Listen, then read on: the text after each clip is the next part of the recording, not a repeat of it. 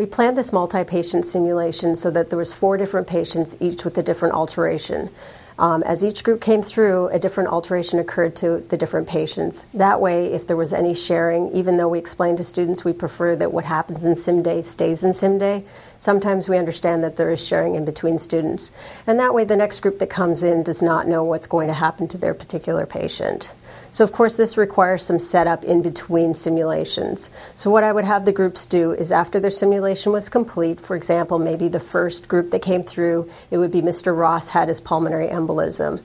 I would have to reset the computer if you're using a simulation, for example, SimMan program, have to reset that so that now Mr. Ross would no longer be experiencing his health alteration. Moving on to the next room, I would place the tape, for example, if I was using a low fidelity Manikin, place that under the pillow, get that all ready, orient my next group of students. You need to show them around, show them the equipment and so forth. You need to also orient your observers, tell them how exactly to provide the feedback to the 2 nurses. And also you need to orient the wife or son who's acting as a family member to that particular patient.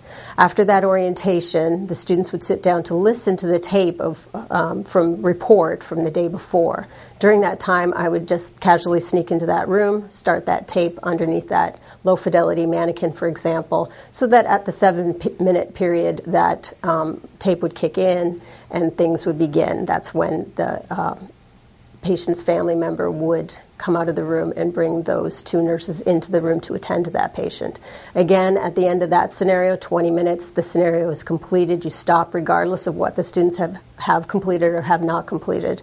They move on to the debriefing. During the debriefing session, I would be busy in the background resetting up for the next group that would come through. Again, cleaning up that particular patient that experienced that health alteration, moving on to the next room, resetting up any programming, putting in the new tape for the vocal sounds for that next new patient. And for example, it might be Mr. Henderson that is experiencing sepsis. So I would move on to that. While the debriefing was occurring, the next group comes in, I'm set up, ready to go. I start orienting them while the debriefing was going on. And then once my observer, the faculty observer was completed with the debriefing, she would join me. We'd start with the next group, her observing the group, and so forth.